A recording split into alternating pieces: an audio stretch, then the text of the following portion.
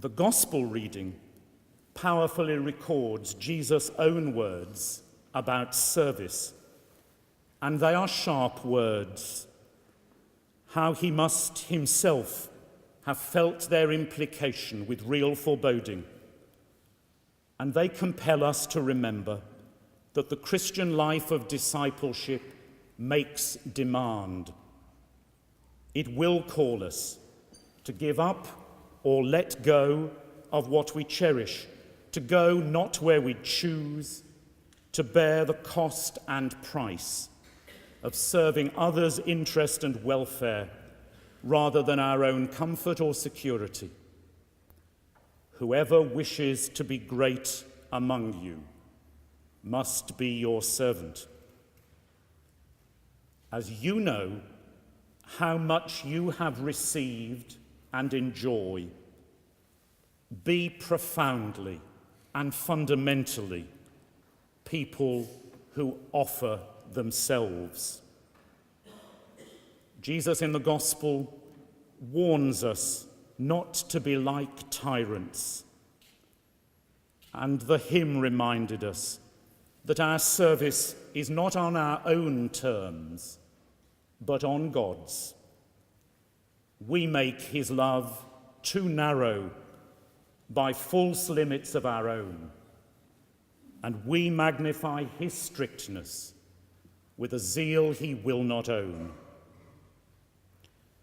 Humility, service, and thirdly, generosity of heart and word, and deed, and purse and pocket, and time and talent, generosity of everything. The account of the healing of blind Bartimaeus is a favorite of mine, because the story depends on some unknown and unnamed people in a crowd who look to the interests of another. You can imagine Bartimaeus' confusion, his anxiety and frustration, perhaps even his desperation, as he shouts out to the Jesus he cannot see, while some try to restrain his enthusiasm. Others, we read, say to him, "Take heart, he is calling you." How we need, each of us and together, to be generous enough to encourage, to say, "Take heart," to the perplexed, the questioning, the skeptical, as well as to those who gingerly test the possibility of Christian ministry. We are heartened today by those who have given us heart and encouragement. And though, alas, Bishop Kenneth and Sarah cannot be with us today, we welcome with affection Bishop Ronald and Bishop Timothy, whose example and friendship with that of Kenneth means so much to many in Portsmouth and to me. The diocese and I are conscious of our inheritance, and over this past year we have been deeply grateful for the valued ministry of Bishop Ian as commissary, and we thank him and Penny for their generosity. Generosity, service, and humility are marks of Jesus, and these same qualities should identify our discipleship. Lives with these qualities are not desirable for the spiritual well-being of Christians and the ministry of the church. They are necessary, not optional extras. They betray our faithfulness to God. To be faithful sounds dull and dutiful.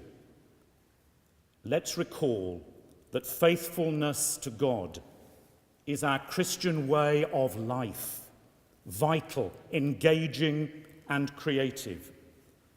May our lives be never less than that, grace and spirit-filled. There is a story often told in our family of Julia, my first wife, setting a class of primary school children an educational but not too demanding task one Friday afternoon at the end of a very demanding week for her 7-year-olds. Devise, she said, the menu for a cafe, or for school lunch, or a motorway service area, or a park kiosk, some eating place. Before too long, a hand went up and Charlotte, I'll call her, asked, how do I spell Margot? Oh, Julia replied, are you doing the menu for a trucker's stop, Margot's Cafe?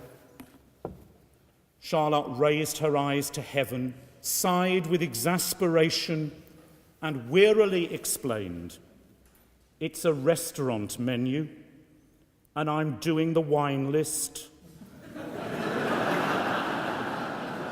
Chateau Margaux.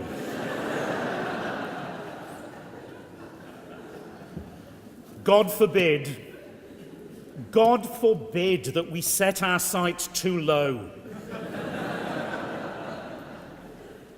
God forbid that we expect less than we should of each other and of God.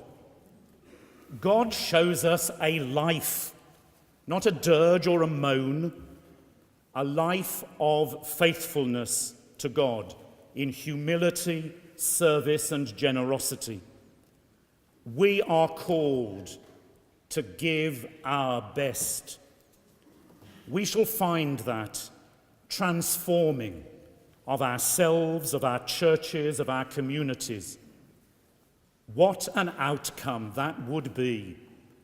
Deeper faith and worship, engaged and engaging ministry, reaching out in mission to God's precious people.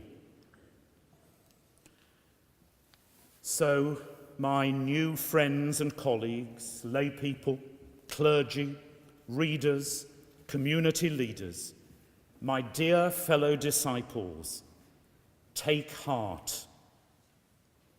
I honor your ministries and every way in which you engage in the mission of God. I urge us to be humble, for you and I know the frailty of our humanity and our need of healing and salvation. I invite you to take the mantle of service in God's strength, for we know that his yoke is easy and burden light. I ask you to be people of generosity, who support rather than criticize, who encourage and give hope.